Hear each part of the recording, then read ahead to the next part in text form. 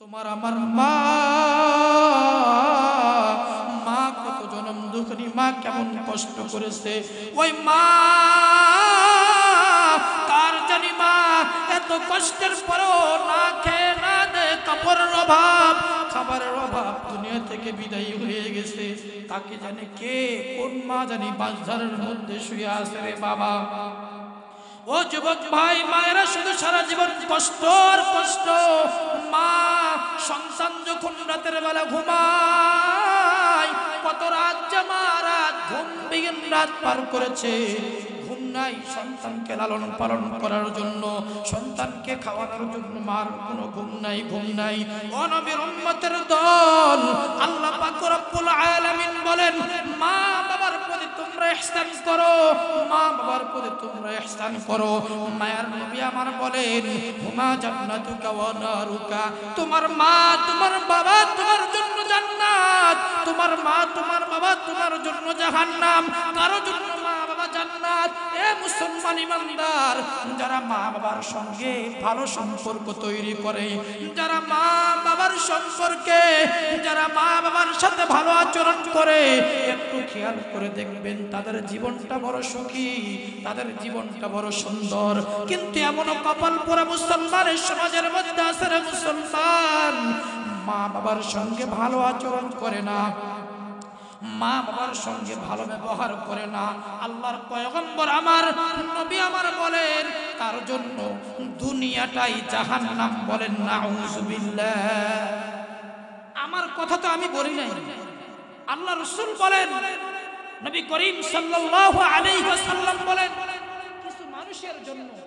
কিছু মানুষের জন্য দুনিয়াটাই জান্নাত বলেন সুবহানাল্লাহ কিছু মানুষের জন্য দুনিয়া কি দুনিয়াটাই জান্নাত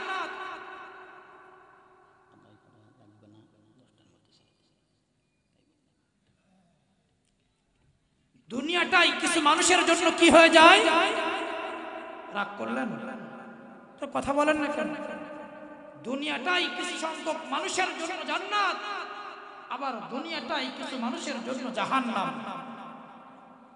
যে মানুষ যে যুবক যে সন্তান পিতামাতার সঙ্গে ভালো আচরণ করে ভালো ব্যবহার করে খেয়াল করে দেখবেন তাদের দিলের মধ্যে একটা প্রশান্তি আলাদা একটা প্রশান্তি অনুভব করে বিবি বাচ্চা দাদা দাদি নাতি পুতি সব নিয়ে যখন আয়োজন করে সবাই যখন একসঙ্গে বসবাস করে একসঙ্গে খাবার দাবার খায় একটা আলাদা প্রশান্তি আছে কথা বলেন ঠিক কিনা আল্লাহকে যারা ডাকিবে ভাবে আল্লাহর আপন তারাই হবে কথা বলেন ঠিক কিনা আল্লাহ তাআলাকে না ডাকলে আল্লাহ তাআলার আপন হওয়া যায় জবান খুলে ডাকা যাবে তো ইনশাআল্লাহ আল্লাহকে যারা ডাকিবে ভাবে আল্লাহরই আপন তারাই হবে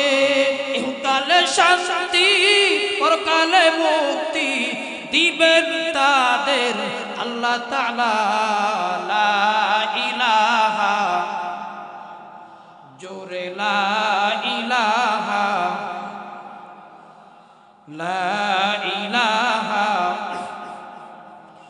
দুনয়ন মেলে যেদিকে তাকাই মাওলারি নিয়ামত দেখিতে পাই কথা বলেন ঠিক কিনা আমরা দু চোখ দিয়ে যা কিছু দেখি সব কিছু দান করেছেন কে আরেকবার বলেন কে দু নয়ন মেলে যেদিকে তাকাই মাওলারি নিয়ামত দেখিতে পাই কেমন করিব শুকর আদায় কেমন করিব শুকর আদায় ও গো দয়ার আল্লাহ তাআলা লা ইলাহা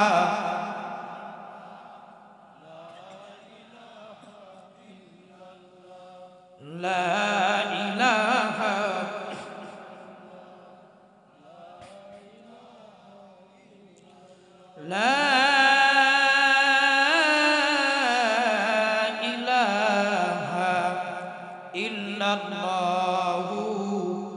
মুহাম্মাদুর রাসূলুল্লাহ সাল্লাল্লাহু আলাইহি ওয়াসাল্লাম। আলহামদুলিল্লাহ, বাগবাড়ি বাইতুল্লাহ জামে মসজিদ কর্তৃক আয়োজিত আজকের এই তাফসীর কোরআন মাহফিলের সম্মানিত সভাপতি, প্রধান অতিথি, বিশেষ অতিথি বৃন্দ,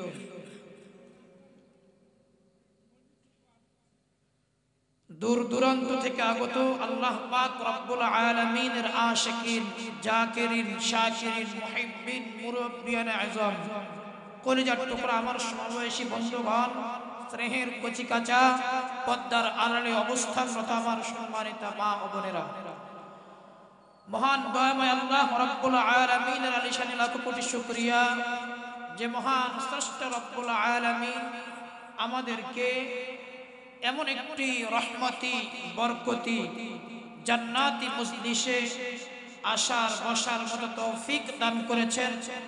এই জন্য দিল থেকে কালিমাতুশ শুকর আদায় করি, সকলেই জবান খুলে পড়ি আলহামদুলিল্লাহ। লক্ষ কোটি দরুদ ও সালাম বর্ষিত হোক সাইয়্যিদুল মুরসালিন, খাতামুন নবিয়্যিন, শফিউল মুজনিবিন, ইমামুল মুরসালিন, সাইয়্যিদুল মুরসালিন জনাবে মুহাম্মদুর রাসূলুল্লাহ সাল্লাল্লাহু আলাইহি ওয়াসাল্লামের উপর। মুহতারাম হাজিরিন, আমি যখন রাস্তা দিয়ে আসি, গাড়ির হরেন দিতে দিতে শেষ, এত পরিমাণ মানুষ বাজারে, সেই তুলনায় মানুষ জনসংখ্যা এখানে কম। আচ্ছা বলেন, এখানে বসলে লাভ না লস? আরেকবার আওয়াজ করে বলেন তো, লাভ না লস? আমরা দোয়া করছি আল্লাহ তাআলা তাদেরকে হেদায়েত দান করুন। আচ্ছা বলুন তো, এই প্যান্ডেল তৈরি করতে, এই ডেকোরেশন করতে, মাইক, যত রকম আপনাদের জন্য কয়েক ব্যাগ দেখলাম খাবারের আয়োজন, টাকা খরচ হয় নাই ভাই? টাকা খরচ হয় নাই? কালকে কি ইচ্ছা করলো আপনার এরকম ডেক থাকবে, এরকম ডেকোরেশন থাকবে? আরে মুসলমানদের জন্যই মার খাচ্ছে গোটা পৃথিবীতে, মুসলমান গোটা পৃথিবীতে এই জন্যই মার খাচ্ছে।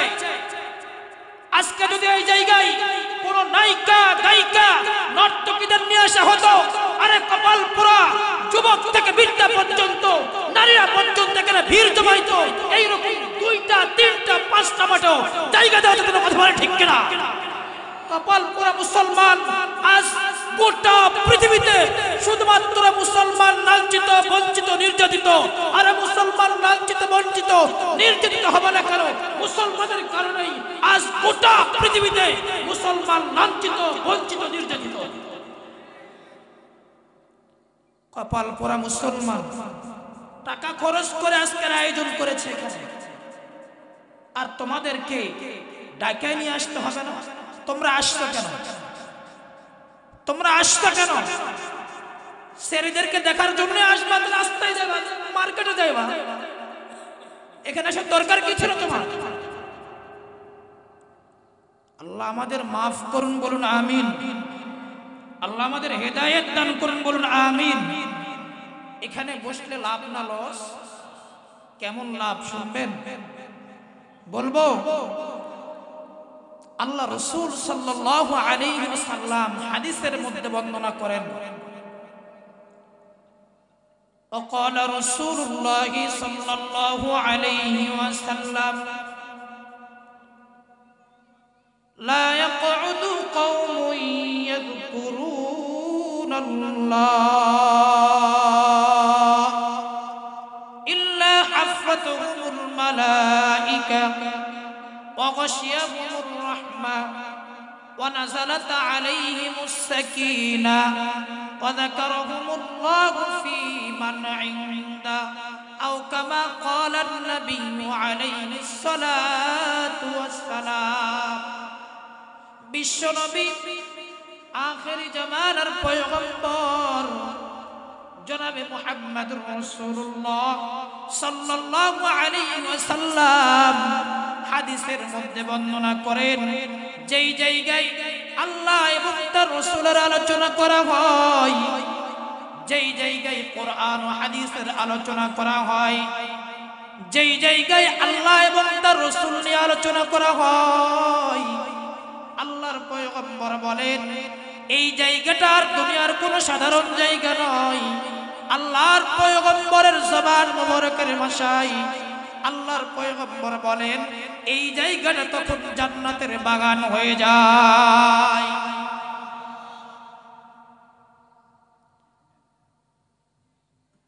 আল্লাহর ফেরেশতাগুলো ওই প্যান্ডেলের চতুর্দিকে বেষ্টন করতে থাকে। ফেরেশতাগুলো একজনের কাঁধের উপরে আরেকজন, আরেকজনের কাঁধের উপরে আরেকজন, আরেকজনের কাঁধের উপরে আরেকজন, এইভাবে জমিন থেকে আসমান পর্যন্ত পৌঁছে যায়। আল্লাহ পাক রব্বুল আলামিন ওই ফেরেশতাদেরকে ডেকে বলে, ফেরেশতা, ও ফেরেশতা তোমরা কেন ওই জায়গায় ভিড় জমাইছো, কি হয়েছে বলো? ফেরেশতারা যখন চতুর্দিকে মাহফিলের চতুর্দিকে বেষ্টন করতে থাকে, ফেরেশতারা যখন এখানে ভিড় জমায়, আল্লাহ পাক রব্বুল আলামিন ফেরেশতাদেরকে ডাকে, ও ফেরেশতার দল তোমরা কেন এই জায়গায় ভিড় জমাইছো বলো, কেন তোমরা এখানে ভিড় জমাইছো? ফেরেশতা বলি আল্লাহ পাক রব্বুল আলামিনকে ডেকে বলে, আল্লাহ ওই জায়গায় আপনার কিছু পাগল বান্দার বান্দি, আপনার কিছু মুহিব্বিন, ও মালিক আপনার কিছু গোলাম আপনার সম্পর্কে, আপনার পয়গম্বর সম্পর্কে, ও আল্লাহ আপনার কিতাব সম্পর্কে, আপনার পয়গম্বরের হাদিস সম্পর্কে তারা আলোচনা করে, শুনে বলে।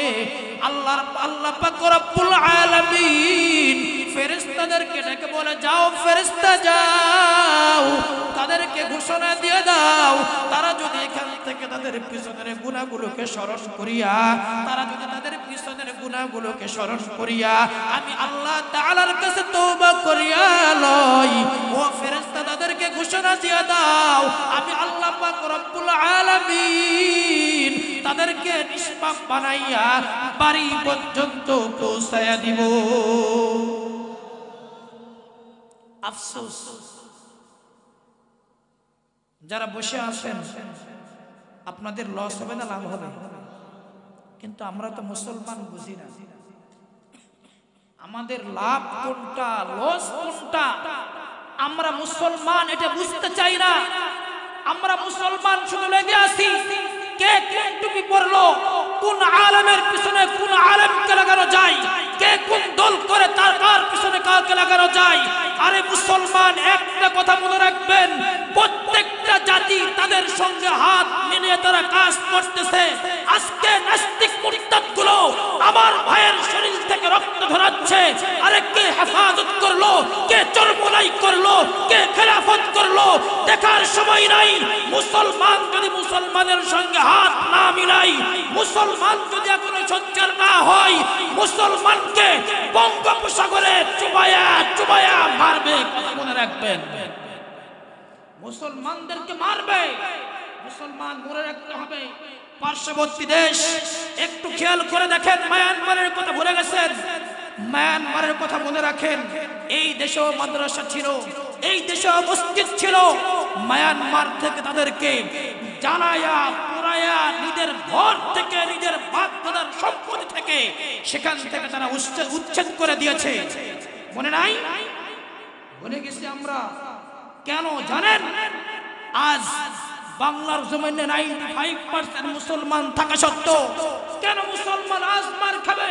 আমার মায়ের বুক কেন খালি করবে নাস্তিক মুরতাদ গুলো?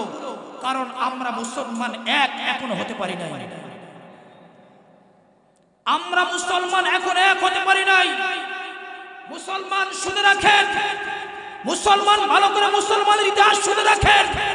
একটা সময় ছিল গৌর গোবিন্দ নাস্তিক মুরতাদ, এই গৌর গোবিন্দ মুসলমানের বিরুদ্ধে হুঙ্কার ছেড়েছিল, মুসলমানের বিরুদ্ধে কথা বলেছিল।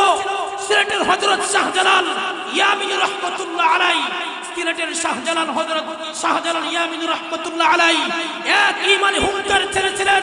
সেই শাহজালাল ইয়ামিনীর এক হুঙ্কারে গৌর গোবিন্দর গলাখানা ভেঙে চুরমার হয়ে গেছে। কথা বলেন ঠিক কিনা?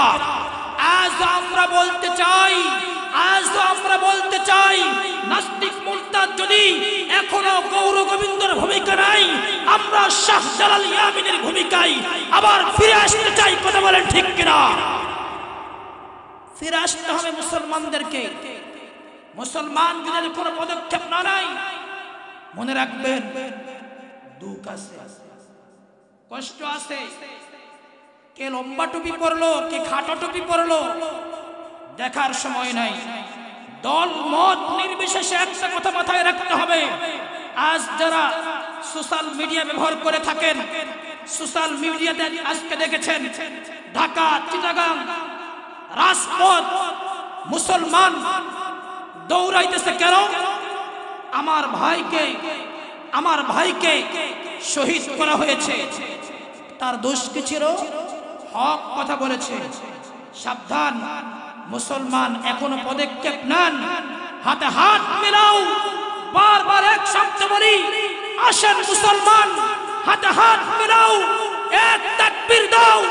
আল্লাহর জমিনে একমাত্র আল্লাহর আইন বাস্তবায়ন করার জন্য আবার যদি আমাদেরকে শাহাদাত বরণ করতে হয়, আমাদেরকে যদি নিজের রক্তগুলিকে বিলিয়ে দিতে হয়, আমরা দিতে প্রস্তুত। কথা বলেন ঠিক কিনা? আল্লাহর জমিনে আল্লাহর আইন চলবে। আল্লাহর আইন ছাড়া কোন নাস্তিক মুরতাদের আইন চলতে পারে? কিসের ইস্কন? কই থেকে আসছো তোমরা? এদেশ মুসলমানের দেশ। বলেন এদেশ কাদের দেশ? আওয়াজ করে বলবেন কাদের দেশ? এদেশ মুসলমানের দেশ। তবে অন্য ধর্মের যারা আছে, আমরা কোনোদিন মুসলমান কোন ধর্মের মানুষদেরকে খারাপ নজরে দেখি না। কখনো কাউকে আমরা ছোট করে দেখি না। বরং আমরা এই যে দেশের অশান্তির একটা সময় চলে গেল, আমরা দেখেছি আমাদের মাদ্রাসার ছাত্র ভাইরা আমাদের হিন্দু ভাইদের মন্দির পাহারা দিয়েছে পূজার সময়। কি বলেন? আমরা তাদেরকে ছোট নজরে দেখি না। আমরা চাই এদেশ সম্প্রীতি ভালোবাসার একটা দেশ বাংলাদেশ। আমরা এক হয়ে চলতে চাই। কথা বলেন ঠিক কিনা? আল্লাহ তাআলা আমাদের তৌফিক দান করুন, বলুন আমিন। আমাদের মুসলমানদেরকে, গোটা বিশ্বের মুসলমানদেরকে আল্লাহ তাআলা হেফাজত করুন, বলুন আমিন। আমি যে আয়াত কারিমা তেলাওয়াত করেছি, আল্লাহ পাক রব্বুল আলামিন তার গোলামির পরে, তার দাসত্বর পরে মা বাবার প্রতি ইহসান করতে বলেছে, পিতা মাতার প্রতি ইহসান করতে বলেছে। আমাদের সমাজের হালত বড় খারাপ, সমাজের অবস্থা বড় খারাপ। যখন মা বাবা বৃদ্ধ হয়ে যায়, বয়স হয়ে যায়, তখন আমাদের সমাজের মুসলমান, আমাদের সমাজের সন্তানগুলো চিন্তা করে তারা আমাদের মাথার বোঝা। তারা কি মনে করে? মাথার বোঝা মনে করে। এমনও অনেক সময় এমন শব্দ আসে যে অমুক সন্তান অমুক পিতার উপরে আঘাত করতেছে, মারধর করতেছে। কি বলেন? আছে না নাই সমাজে? এমনও পাওয়া যায় সমাজে সন্তান পিতা মাতাকে খাওয়ানোর ভয়ে, পিতা মাতাকে দেওয়ার ভয়ে দিনের বেলা বাজার নিয়ে আসা, আর রাতের বেলা লুকায়া লুকায়া বাজার থেকে ঘরে ফিরে ব্যাগ ভর্তি বাজারে নিয়ে, মা যেমন না দেখে, বাবা যেমন না দেখে। আল্লাহ, আমার চোখে আমি এমন দেখছি, বউ শাশুড়ির যুদ্ধ। বউ মায়ের উপর আঘাত করতেছে, শাশুড়ির উপর আঘাত করতেছে, সন্তান চেয়ে চেয়ে দেখতেছে। ঘরের ভিতরে সন্তান দরজা বন্ধ করে খাবার খাচ্ছে, ভালো খাবার, মা চোখের পানিগুলো দুপুরে বেলা মুছতেছে, আসে না নাই? অথচ আল্লাহ পাক রব্বুল আলামিন বলে তোমার মা তোমার বাবা যখন বৃদ্ধ অবস্থায় চলে যাবে, তুমি কখনো এমন এই শব্দ যেন উচ্চারণ না করে তারা, খবরদার তোমার জীবন ধ্বংস হয়ে যাবে। তোমার মা তোমার বাবা তোমার জন্য যেন শব্দ না করে, তাদের প্রতি ইহসান করো, বরং তারা যতটুকু তোমাকে দিয়েছে তার থেকে বেশি তাদেরকে দাও। তারা হাত তুলে দোয়া করতে হবে না তোমার জন্য। তারা যদি তোমার প্রতি সন্তুষ্ট থাকে, তারা যদি তোমার প্রতি রাজি থাকে, খুশি থাকে, আল্লাহ পাক রব্বুল আলামিন নিজেই তোমার প্রতি সন্তুষ্ট থাকবে, খুশি থাকে। বলেন সুবহানাল্লাহ। মুসলমান ইমানদারেরা, আল্লাহ পাক রব্বুল আলামিন মা বাবার প্রতি সন্তানদেরকে ইহসান করতে বলেছে, সন্তানদেরকে মা বাবার খেদমত করতে বলেছে। কেন সন্তানদেরকে মা বাবার প্রতি এত ইহসান করতে বললেন? ও মুসলমান ইমানদার, ও যুবক ভাই, ও পর্দার আড়ালের মা, ও বৃদ্ধ বাবা, একটু দিলের কানটা লাগায় শুনবেন। ও মুসলমান ইমানদার, বলুন তো এ জমিনের উপরে সবথেকে উত্তম জায়গার নাম কি? মসজিদ। সবথেকে উত্তম জায়গার নাম কি? মসজিদের লিখতে সর্বপ্রথম অক্ষরের নামটা কি? আওয়াজ করে বলুন তো। মা লিখতে কি লাগে? এ দুনিয়ার মধ্যে সবথেকে উত্তম শহর যেটা মক্কা মদিনা। ও মুসলমান ইমানদার, একটা জিনিস আপনাদেরকে বোঝানোর জন্য বলছি, এ দুনিয়ার মধ্যে সবথেকে উত্তম শহর হচ্ছে মক্কা মদিনা। এই মক্কা লিখতে সর্বপ্রথম মো লাগবে, মদিনা লিখতে সর্বপ্রথম মো লাগবে, মসজিদ লিখতে সর্বপ্রথম মো লাগবে। ও মুসলমান ইমানদার, ও পর্দার আড়ালের মা, বৃদ্ধ বাবারা, ও যুবক ভাই, একটু দিলের কানটা লাগায় শুনবেন। এই দুনিয়ার মধ্যে সবথেকে উত্তম আদর্শবান মানুষ হলেন আমার আপনার পয়গম্বর জনাবে মুহাম্মাদুর রাসূলুল্লাহ সাল্লাল্লাহু আলাইহি ওয়াসাল্লাম। আমাদের পয়গম্বরের নাম মুহাম্মদ। এই মুসলমান, এই মুহাম্মদ লাগতে প্রথমে মো লাগে।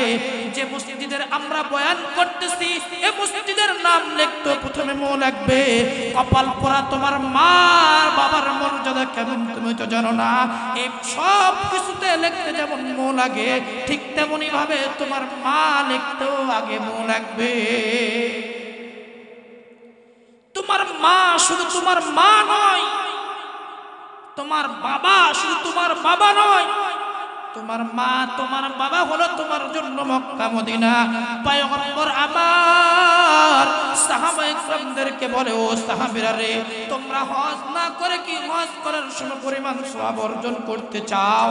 ও মুসলমান ইমানদার, আল্লাহর পয়গম্বর সাহাবায়ে কেরামদেরকে ডাকে, ও সাহাবীরা রে, তোমরা কি হজ না করে করার সমপরিমাণ সওয়াব অর্জন করতে চাও?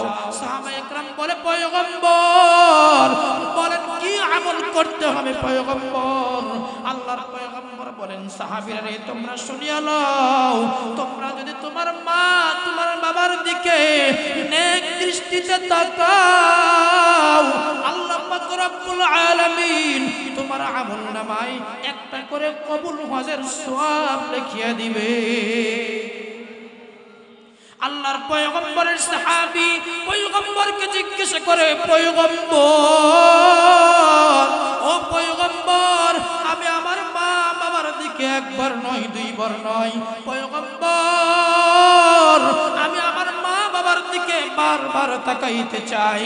মায়ার নবী আমার সাহাবায়ে কেরামদের ডাকে, ও সাহাবীরা রে, তোমার মা তোমার বাবার দিকে তুমি নেক দৃষ্টিতে নেক সুরতে যতবার তাকাইবা, প্রত্যেকবার তাকানোর বিনিময়ে আল্লাহ পাক রব্বুল আলামিন তোমার আমলনামায় একটা করে কবুল হজের সওয়াব লিখিয়ে দিবে।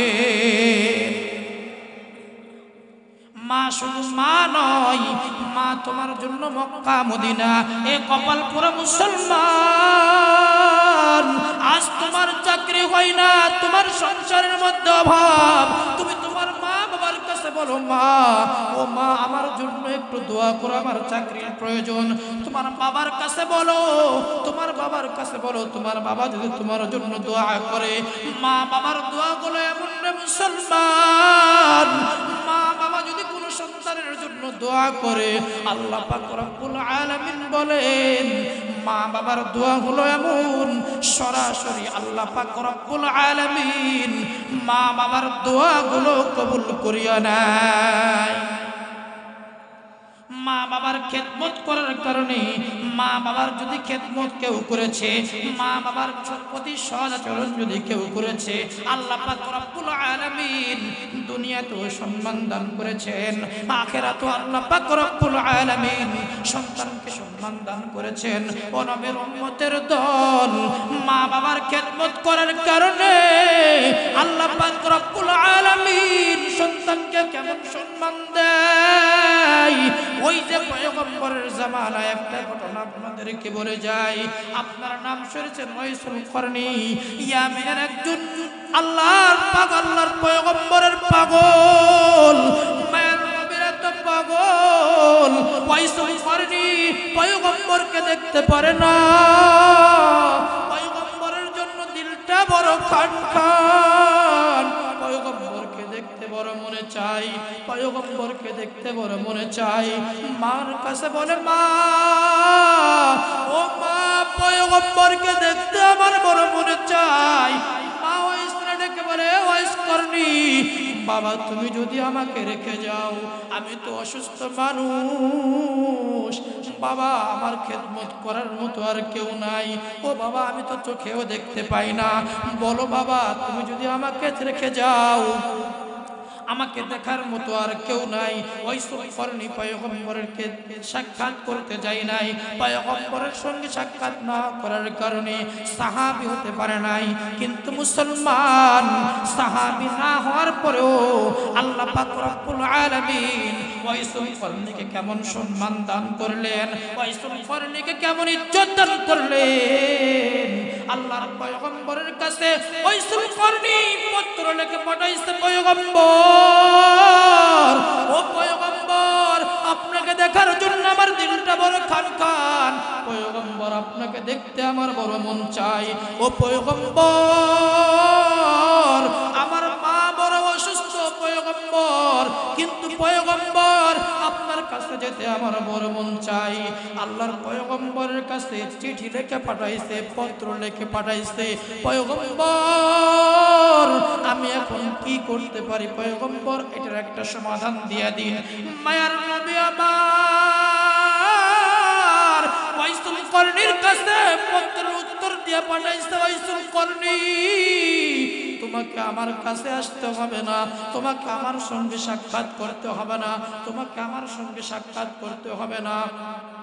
ও মুসলমান ইমানদার, আল্লাহর পয়গম্বরের সঙ্গে ওয়াইসুল করনি দেখা করে নাই, সাক্ষাৎ করে নাই, সাক্ষাৎ না করার কারণে সাহাবী হতে পারে নাই। এরপর আল্লাহ পাক রব্বুল আলামিন ওয়াইসুল করনিকে কেমন ইজ্জত আর সম্মান দান করলেন।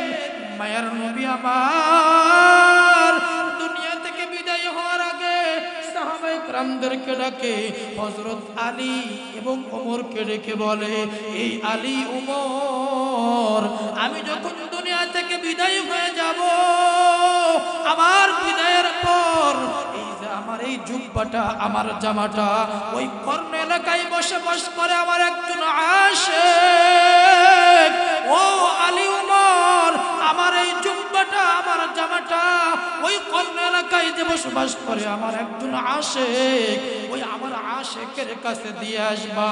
ও মুসলমান ইমানদার, কিছুদিন পরে মায়ার নবী আমার দুনিয়া থেকে বিদায় হয়ে যায়। হযরত আলী এবং ওমর চিন্তা করে আল্লাহর পয়গম্বরের নির্দেশ, মায়ার নবী আমার বলে গিয়েছেন, ওসিয়ত করে গিয়েছেন, তার এই জুব্বাটা তার এই জামাটা কর্ণ এলাকার ওই আশিকের কাছে দিয়ে আসার জন্য। একটু আওয়াজ করে বলুন না আল্লাহু আকবার। মুসলমান ইমানদারেরা, হযরত ওমর রাদিয়াল্লাহু তাআলা আনহু হযরত আলীকে ডেকে বলে, ভাই আলী চলো যাই কর্ণ এলাকায়। কোথায়? পয়গম্বরের আশিক। কর্ণ এলাকায় যাওয়ার পরে হযরত আলী এবং ওমর ওয়াইসুল কর্ণীকে তালাশ করে। ওয়াইসুল কর্ণীকে খুঁজে পাওয়া যায় না, ওয়াইসুল কর্ণীকে খুঁজে পাওয়া যায় না। আল্লাহর পয়গম্বরের সাহাবী হযরত ওমর এবং আলী কর্ণ এলাকায় ওয়াইসুল কর্ণীকে তালাশ করতেছে। এক এলাকায় যাওয়ার পরে ওয়াইসুল কর্ণীর কথা এলাকার মানুষদেরকে বলে, না না আমরা ওয়াইস নামে কাউকে চিনি না, কাউরে চিনি না। ও নবীর উম্মতের দল, একটু সামনের দিকে আবার অগ্রসর হয়। সামনের দিকে যাওয়ার পর হযরত ওমর রাদিয়াল্লাহু তাআলা আনহু রাস্তার পাশে মানুষদেরকে ডেকে বলে, ও ভাই তোমরা কি এই কর্ণ এলাকার ওয়াইস কর্ণী নামে কাউকে চিনো? বলে না না এই এলাকায় ওয়াইস নামে কাউরে আমরা চিনি না।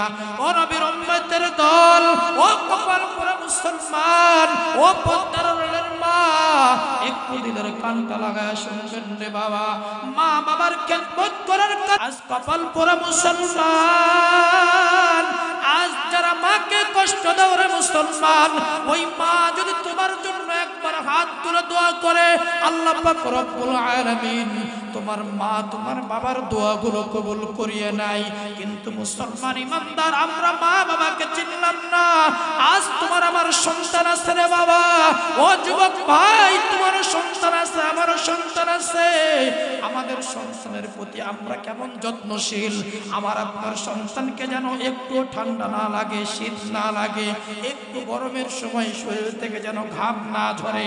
সন্তানের প্রতি এত দরদ আপনার, এত মায়া তোমার সন্তানের প্রতি, এত যত্ন তোমার, এত কদর। তুমি কি জানো তোমার মা যখন আজ তোমার বিবি দেখো রাতের বেলা সন্তানের কারণে রাতের পর রাত, রাতের পর রাত সন্তানের জন্য ঘুম বিঘিন রাত পার করে দেয়। ও যুবক ভাই তোমার বিবির দিকেই তুমি তাকায়া দেখো, তোমার বিবি তোমার সন্তানকে লালন পালন করার জন্য রাতের পর রাত ঘুম ছাড়া রাত পার করিয়া দেয় রে মুসলমান। ও মুসলমান ইমানদার, তোমার বিবি যখন তোমার সন্তানকে পেটের মধ্যে লালন করেছে, ভালো মন্দ কোনো খাবারও খাইতে পারে না। এ যুবক পদ্মারের মা ও বৃদ্ধ বাবারা একটু দিলের কানটা লাগায় শুনবেন না ভাই, নিজেদের দিকে খেয়াল করলেই বোঝা যায় তোমার আমার মা কত জনম দুঃখী, মা কেমন কষ্ট করেছে। ওই মা কার জানি মা এত কষ্টের পরও না খেয়ে না দে কাপড়ের অভাব, খাবারের অভাব দুনিয়া থেকে বিদায়ী হয়ে গেছে। তাকে জানে কে, কোন মা জানি বাঁশঝাড়ের মধ্যে শুয়ে আছে রে বাবা। ও যুবক ভাই মায়েরা শুধু সারা জীবন কষ্ট আর কষ্ট। মা সন্তান যখন রাতের বেলা ঘুমায়, কত রাত জামা রাত ঘুম বিহীন রাত পার করেছে, ঘুম নাই সন্তানকে লালন পালন করার জন্য, সন্তানকে খাওয়ানোর জন্য মার কোনো ঘুম নাই, ঘুম নাই। ও নবীর উম্মতের দল, আল্লাহ পাক রব্বুল আলামিন বলেন মা বাবার প্রতি তোমরা ইহসান করো, মা বাবার প্রতি তোমরা ইহসান করো। মায়ের নবী আমার বলেন হুমা জান্নাতুকা ওয়া নারুকা, তোমার মা তোমার বাবা তোমার জন্য জান্নাত, তোমার মা তোমার বাবা তোমার জন্য জাহান্নাম। কারো জন্য মা বাবা জান্নাত। এ মুসলমান ইমানদার, যারা মা বাবার সঙ্গে ভালো সম্পর্ক তৈরি করে, যারা মা বাবার সম্পর্কে, যারা মা বাবার সাথে ভালো আচরণ করে, একটু খেয়াল করে দেখবেন তাদের জীবনটা বড় সুখী, তাদের জীবনটা বড় সুন্দর। কিন্তু এমনও কপাল পোড়া মুসলমানের সমাজের মধ্যে আছে রে মুসলমান, মা বাবার সঙ্গে ভালো আচরণ করে না, মা বাবার সঙ্গে ভালো ব্যবহার করে না। আল্লাহর পয়গম্বর আমার নবী আমার বলেন তার জন্য দুনিয়াটাই জাহান্নাম। বলেন নাউযুবিল্লাহ। আমার কথা তো আমি বলি নাই, আল্লাহ রাসূল বলেন, নবী করিম সাল্লাল্লাহু আলাইহি ওয়াসাল্লাম বলেন কিছু মানুষের জন্য দুনিয়াটাই জান্নাত। বলেন সুবহানাল্লাহ। কিছু মানুষের জন্য দুনিয়া কি? দুনিয়াটাই জান্নাত।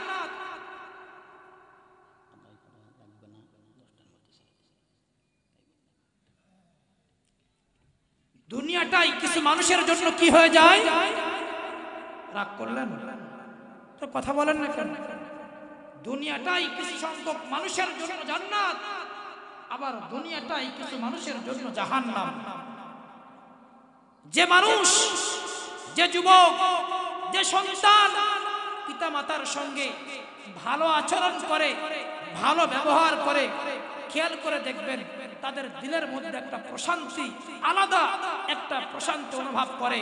বিবি, বাচ্চা, দাদা, দাদি, নাতি, পুতি সব নিয়ে যখন আয়োজন করে, সবাই যখন একসঙ্গে বসবাস করে, একসঙ্গে খাবার দাবার খায়, একটা আলাদা প্রশান্তি আছে। কথা বলেন ঠিক কিনা? তোমার মা, তোমার বাবা যখন দূরে হয়ে যায় তো কপাল পোড়া ঘরটাও আলাদা করে দাও, তাদের প্লেটগুলো আলাদা করে দাও। আরে কপাল পোড়া, তোমাকে এত কষ্ট করে যে মা মাথার ঘাম ধুয়ে ফেলে, যে বাবা কষ্ট করে তোমাকে লেখাপড়া করাইছে, তোমার কাপড় চোপড় কিনাইছে, ঈদ আসলেই মাত্র মার অশান্তি, সন্তানকে ভালো কাপড় পরাইতে হয়, টাকা থাক আর না থাক। কথা বলেন ঠিক কিনা? তুমি কামায় রোজগার করো, তোমার বৃদ্ধ মা বাবার জন্য ঈদের সময় কোনো কাপড় জোটে না। তুমি ওই ঘরে একটা আছে কালাচান, ওই কালাচানের সুবলের ভয়ে মা বাবার খেদমত করে না। কথা বলেন আছে না নাই? আরে কালাচান একটা গেলে তিনটা আরো আসার সময় আছে, সুযোগ আছে। কপাল পোড়া, তোমার ঘর থেকে একটা গেলে আর তিনটা নিয়ে আসতে পারবা, কিন্তু তোমার মা, তোমার বাবা যদি তোমার কাছ থেকে একটু উফ শব্দ বের করে, এই উফ শব্দটুকু তুমি দুনিয়াতেই তোমার জন্য জাহান্নাম হয়ে যাবে। এরা কাপুরুষ, পুরুষ নামের কলঙ্ক। এরা যারা বইয়ের কথা শুনে মা বাবার খেদমত ছেড়ে দেয়, যারা ওই কালাচাঁদের কথা শুনে পিতা মাতার খেদমত ছেড়ে দেয়, খোদার কসম করে বলি এদের জন্য দুনিয়াটাই জাহান্নাম হয়ে যায়। অশান্তি সারা জীবন, মৃত্যুর আগ পর্যন্ত তারা শান্তি খুঁজে পায় না। কথা বলেন ঠিক কিনা? মা বাবার খেদমত দরকার আছে না নাই? করবো তো ইনশাআল্লাহ। কে কে পিতা মাতার খেদমত করতে চান তো হাত উঁচু করে আল্লাহকে দেখান। লিল্লাহি তাকবীর। মায়ের দোয়া লও হে মুমিন, মায়ের দোয়া লও, মায়ের দোয়া লও হে মুমিন, মায়ের দোয়া লও। বিপদে পড়বে না তুমি যখন যেথায় যাও, বিপদে পড়বে না তুমি যখন যেথায় যাও। মায়ের দোয়া লও হে মুমিন, মায়ের দোয়া লও, মায়ের দোয়া লও হে মুমিন, মায়ের দোয়া লও। বিপদে পড়বে না তুমি যখন যেথায় যাও, বিপদে পড়বে না তুমি যখন যেথায় যাও। মায়ের দোয়া লও হে মুমিন, মায়ের দোয়া লও, মায়ের দোয়া লও হে মুমিন, মায়ের দোয়া লও। একটি গ্লাস পানির ফলে বাইজিদের কুলে তুলে হাত তুলে মা বলেন বাইজিদ কে ওলি বানাও, হাত তুলে মা বলেন বাইজিদ কে ওলি বানাও। মায়ের দোয়া লও হে মুমিন, মায়ের দোয়া লও, মায়ের দোয়া লও হে মুমিন, মায়ের দোয়া লও। বিপদে পড়বে না তুমি যখন যেথায় যাও, বিপদে পড়বে না তুমি যখন যেথায় যাও। মায়ের দোয়া লও হে মুমিন, মায়ের দোয়া লও, মায়ের দোয়া লও হে মুমিন, মায়ের দোয়া লও। মায়ে যখন দোয়া করে চলে যাই যে আরশ পরে, মায়ে যখন দোয়া করে চলে যাই যে আরশ পরে। সাথে সাথে কবুল হয়ে ফল দেখিতে পাও, সাথে সাথে কবুল হয়ে ফল দেখিতে পাও। মায়ের দোয়া লও হে মুমিন, মায়ের দোয়া লও, মায়ের দোয়া লও হে মুমিন, মায়ের দোয়া লও। বিপদে পড়বে না তুমি যখন যেথায় যাও, বিপদে পড়বে না তুমি যখন যেথায় যাও। মায়ের দোয়া লও হে মুমিন, মায়ের দোয়া লও, মায়ের দোয়া লও হে মুমিন, মায়ের দোয়া লও। একটু আওয়াজ করে বলুন তো আল্লাহু আকবার।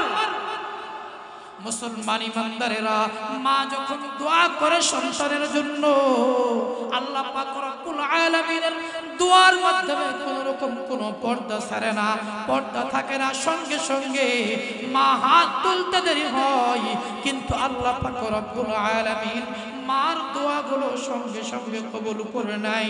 একটু আওয়াজ করে বলুন না সুবহানাল্লাহ। আল্লাহর পয়গম্বরের সাহাবী হযরত আলকামা রাদিয়াল্লাহু তাআলা আনহু জবানটা বন্ধ, কালেমা পড়তে পারে না, কালেমা পড়তে পারে না। আলকামার জবানটা বন্ধ, আলকামা মৃত্যু শয্যায় বিছানায় পড়ে আছে, আলকামার জবানটা বন্ধ, কালেমা পড়তে পারে না। মায়ার নবীর কাছে খবর যায়, পয়গম্বর, ও পয়গম্বর, আপনার সাহাবী আলকামা, আলকামা মৃত্যু শয্যায় বিছানায় পড়ে আছে, কিন্তু পয়গম্বর আলকামার জবান থেকে কালেমা আসে না, আলকামার জবান থেকে কালেমা আসে না। আল্লাহর পয়গম্বর হযরত বেলাল রাদিয়াল্লাহু তাআলা আনহু সহ ৩-৪ জন সাহাবী আলকামার ঘরে পাঠাইলেন, যাও বেলাল যাও, আলকামাকে কালেমার তাকলিম দাও, আলকামাকে কালেমা পড়াও, আলকামার জবান থেকে কালেমা বের করো। ও মুসলমান ইমানদার, ও যুবক ভাই, মার দোয়া কেমন দোয়া রে মুসলমান, একটু দিলের কানটা লাগায় শোনো। আল্লাহর পয়গম্বরের সাহাবী হযরত বেলাল রাদিয়াল্লাহু তাআলা আনহু আলকামার ঘরে গিয়ে বারবার আলকামাকে কালেমা পড়ানোর চেষ্টা করলেন, কিন্তু আলকামার জবান থেকে কালেমা আসে না, আলকামার জবান থেকে কালেমা আসে না। হযরত বেলাল রাদিয়াল্লাহু তাআলা আনহু মায়ের নবীর কাছে যায়, মায়ের নবীর কাছে যায় বলে, পয়গম্বর, আলকামাকে বারবার কালেমা পড়ানোর জন্য চেষ্টা করলাম, কিন্তু পয়গম্বর আলকামার জবান থেকে কোন রকম কোন কালেমা বের হয় না। মায়ের নবী আমার হযরত বেলাল রাদিয়াল্লাহু তাআলা আনহুকে ডাকে, বেলাল যাও তো একটু তালাশ করে দেখো আলকামার বাড়িতে আলকামার মা, আলকামার বাবা কি দুনিয়াতে বেঁচে আছে। হযরত বেলাল রাদিয়াল্লাহু তাআলা আনহু আলকামার বাড়িতে এসে মা বাবার কথা জিজ্ঞাসা করলেন, আলকামার মা দুনিয়াতে আছে। আলকামার মাকে বললেন, মা গো, ও মা, আল্লাহর পয়গম্বর বিশ্বনবী জনাবে মুহাম্মদুর রাসূলুল্লাহ সাল্লাল্লাহু আলাইহি ওয়াসাল্লাম আপনাকে সালাম জানাইছে। মা গো। আলকামার মা হযরত বেলালকে ডেকে বলে, বেলাল, পয়গম্বর আমাকে সালাম জানাইছে, একটু অপেক্ষা করো। আলকামার মা মায়ের নবীর কাছে উপস্থিত। আল্লাহর পয়গম্বর আলকামার মাকে ডেকে বলে, ও মা, মাগো, আপনার সন্তান ব্যাপারে আপনার কাছ থেকে আমি কিছু জানতে চাই। আল্লাহর পয়গম্বর বলে, মা, মাগো, বলো তো আপনার ছেলে আলকামা আসলে আলকামা কেমন, আলকামা ব্যাপারে একটু জানতে চাই। ও নবীর উম্মতের দল, মা আলকামার মা আলকামার ব্যাপারে মায়ের নবীর কাছে বর্ণনা করে, পয়গম্বর, আমার সন্তান আলকামা আল্লাহর কোনো হুকুম ছেড়ে দেয় না, 5 ওয়াক্ত নামাজ আদায় করে, যুদ্ধের ডাক আসলে জিহাদের ময়দানে অংশগ্রহণ করে, কিন্তু পয়গম্বর, ও পয়গম্বর, আপনার সুন্নত তরিকা কখনো ছেড়ে দেয় না, তাহাজ্জুদ কখনো ছেড়ে দেয় না। ও পয়গম্বর, আমার দিলে একটা কষ্ট। ও পয়গম্বর, আলকামার মা, আলকামার মা নিজের কথা বলতেছে, পয়গম্বর, আমার একটা কষ্ট, আমার একটা কষ্ট। আলকামা বিবির কথা শুনিয়া আমি মার খেদমত করতো না, আমি মার খেদমত করতো না। ও মুসলমান ইমানদার, আলকামার মার জবান থেকে কথা আসা মাত্রই আল্লাহর পয়গম্বর হযরত বেলাল রাদিয়াল্লাহু তাআলা আনহুকে ডেকে বলে, বেলাল তাড়াতাড়ি যাও, লাকড়ি গুছাও, খড়ি গুছাও, তাড়াতাড়ি আগুন জ্বালানোর ব্যবস্থা করে দাও। আলকামার মা মায়ার নবীকে ডেকে বলে, পয়গম্বর, ও পয়গম্বর, এই সময় আপনি লাকড়ি গোসল করতে বলতেছেন কেন? লাকড়ি জোগাড় করে কি করবে? কেন আগুন জ্বালাইতে হবে? আল্লাহর পয়গম্বর আলকামার মাকে ডেকে বলে, মা, আপনার সন্তানের জন্য দুইটা অপশন, হয় আপনি আলকামাকে মাফ করে দিবেন, আর না হয়তো আলকামাকে আগুনে জ্বালাইয়া পোড়াইয়া দিতে হবে। ও মা, আর যদি আপনার সন্তান আলকামাকে মাফ না করা হয়, মাগো আপনার সন্তান আলকামা যদি এই হালাতে এখন যদি দুনিয়া থেকে বিদায় হয়ে যায়, আপনার সন্তান আলকামার জাহান্নাম ছাড়ার কোনো উপায় নাই। ও মুসলমান ইমানদার, আলকামার মা পয়গম্বরকে ডেকে বলে, ও পয়গম্বর, কোন মা কি পারে মার সামনে সন্তানকে আগুনে জ্বালাইয়া পোড়াইয়া দিতে? কোন মা কি এটা সহ্য করতে পারে? আল্লাহর পয়গম্বর বলে, মা, দুইটা মাত্র অপশন, হয় আপনি আলকামাকে মাফ করে দিন, আর না হয়তো এই জীবিত আলকামাকেই আগুনে জ্বালাইয়া পুড়িয়ে দেওয়া ছাড়া কোনো উপায় নাই। যেই আলকামাকে বারবার বেলাল রাদিয়াল্লাহু তাআলা আনহু কালেমার তাকলিদ দিতেছিলেন, কালেমা পড়ানোর চেষ্টা করতেছিলেন, কিন্তু আলকামার জবান থেকে কোন রকম কোন কালেমা আসে না, আলকামার জবান খোলে না। মা যখন বলেছে, পয়গম্বর যখন বলেছে, মাগো, ও মা, আপনার সন্তান আলকামাকে আপনি মাফ করিয়ে দেন। ও নবীর উম্মতের দল, যখন মা বলেছে, ও পয়গম্বর, আমার সন্তান আলকামাকে আমি মাফ করিয়ে দিলাম, এই জবানটা, মার জবান থেকে শব্দটা বের হইতে দেরি হযরত বেলাল রাদিয়াল্লাহু তাআলা আনহু দৌড় দিয়ে আলকামার ঘরে যায়। আলকামার ঘরে যায় লক্ষ্য করে দেখে আলকামাকে আর বলতে হয় না, আলকামা বলো, কালেমা পড়ো। আলকামাকে আর বলতে হয় না, আলকামা, হযরত বেলাল রাদিয়াল্লাহু তাআলা আনহু লক্ষ্য করে দেখে আলকামার জবান থেকে একা একা কালেমা পড়া শুরু হয়ে গেছে। এই জন্য মুসলমান ইমানদার, মা শুধু মা নয়, মা বাবা হলো মক্কা মদিনা। মা যদি দোয়া করে, মায়ের দোয়া কখনো মিস যায় না।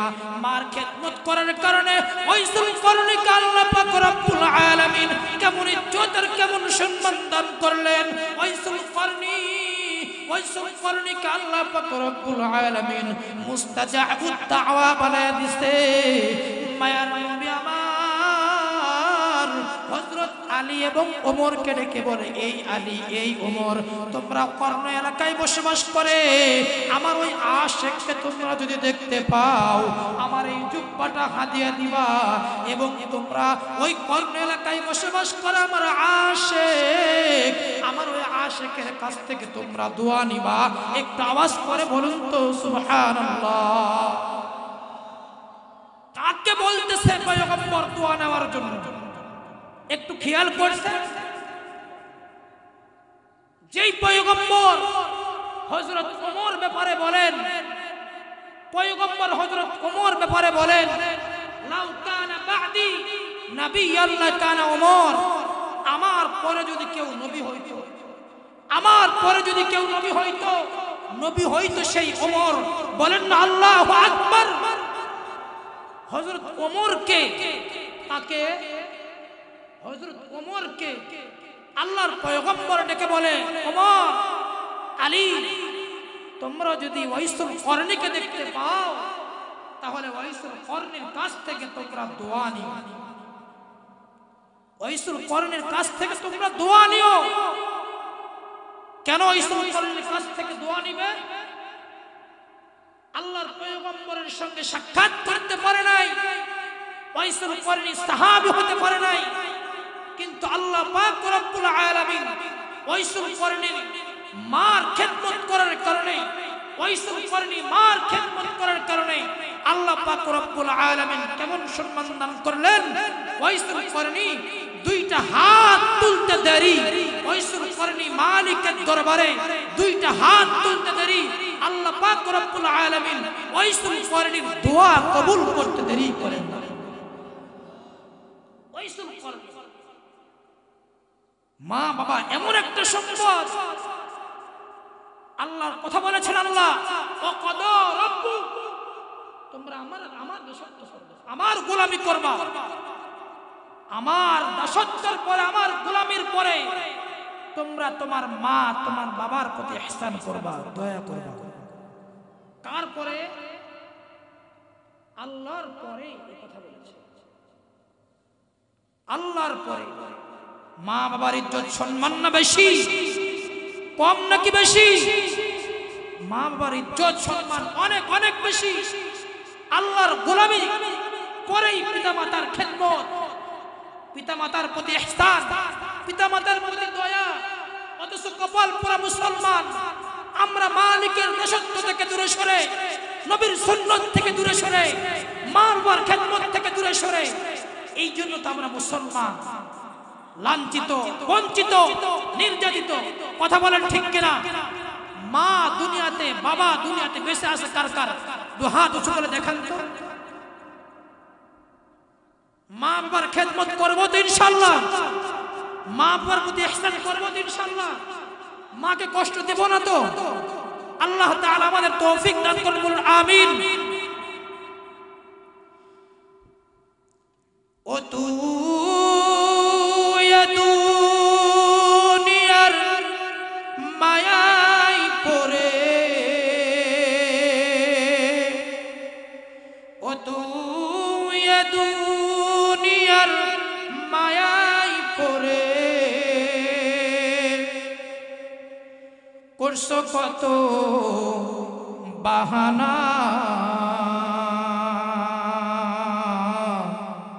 এই যে নয় তোর আসল বাড়ি, কবর যে তোর আসল ঠিকানা। এই যে নয় তোর আসল বাড়ি, কবর যে তোর আসল ঠিকানা। কথা বলেন ঠিক কিনা? পূর্বপুরুষ যারাই ছিল একে একে বিদায় নিল, বন্ধু বান্ধব যারাই ছিল একে একে সব হারালো। তুমি আমি কেউ রব না, তুমি আমি কেউ রব না, দিতে হবে রওনা। এই যে নয় তোর আসল বাড়ি, কবর যে তোর আসল ঠিকানা। এই যে নয় তোর আসল বাড়ি, কবর যে তোর আসল ঠিকানা। আওয়াজ করে বলুন আল্লাহু আকবার। মুহতারাম হাজিরিন, সময় কম, আমরা যার অপেক্ষায় অপেক্ষমান হয়ে আছি, আমাদের প্রধান মেহমান, প্রধান আলোচক অল্প সময়ের মধ্যে চলে আসবে ইনশাআল্লাহ। যতটুকু আলোচনা হয়েছে এতটুকুই আজ এখানেই সংক্ষিপ্ত করলাম। ওয়া আখিরু দাওয়ানা আলহামদুলিল্লাহি রাব্বিল আলামিন। আসসালামু আলাইকুম ওয়া রাহমাতুল্লাহ। হযরত ওমর এবং আলী কর্ণ এলাকায় ওয়াইসুল কর্ণীকে তালাশ করতেছিল। কাকে তালাশ করতেছিল? ওয়াইসুল কর্ণীকে তালাশ করতেছিল। দুইজন তিনজনের মাথায় হঠাৎ একজনকে রাস্তার পাশে দেখতে পাওয়ার পরে বলে, ভাই এই এলাকায় কি ওয়েস নামে কাউকে চেনো? বলে হ্যাঁ চিনি, তবে সে তো একটা পাগল। একটু আওয়াজ করে বলেন তো আল্লাহু আকবার। আরেকবার বলেন আল্লাহু আকবার। আর দুনিয়ার সমস্ত মানুষ তোমাকে পাগল জানুক, দুনিয়ার সমস্ত মানুষ তোমাকে খারাপ জানুক, দুনিয়ার সমস্ত মানুষ তোমাকে যা বলে বলুক, তুমি যদি তোমার মালিকের দাসত্ব করতে পারো, তুমি যদি তোমার মালিকের গোলামি করতে পারো, তোমার জন্য এটাই তোমার জান্নাত পাওয়ার রাস্তা, এটাই তোমার জান্নাত পাওয়ার সুসংবাদ। কথা বলে ঠিক কিনা? ওয়াইসুল করনীকে সবাই পাগল জানে। কি জানে? পাগল জানে। ওয়াইসুল করনীকে বলে, হ্যাঁ এলাকায় করণে এলাকার একটা ছেলে জঙ্গলে বসবাস করে, আমরা সবাই তো পাগল বলে তাকে চিনি। কি বলে চিনে? পাগল বলে। ওই পাগল রে আমরা দেখতে চাই। বলেন আল্লাহু আকবার। হযরত ওমর এবং আলী একটা জঙ্গলের মধ্যে গেলেন, দেখা দিলেন অমুক জঙ্গলে সে বসবাস করে। জঙ্গলে তালাশ করতে লাগলেন।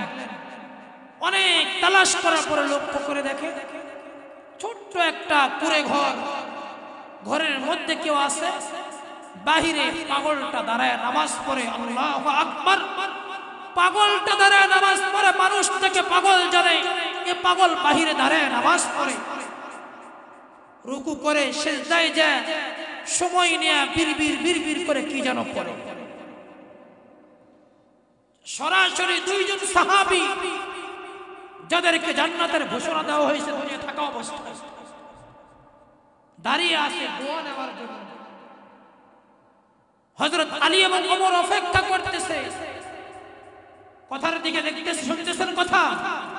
হযরত আলী এবং ওমর অপেক্ষা করতেছে কখন ওয়াইসুল করনীর নামাজ শেষ হবে। অনেক অপেক্ষা করার পর যখন নামাজ শেষ হয়ে গেল,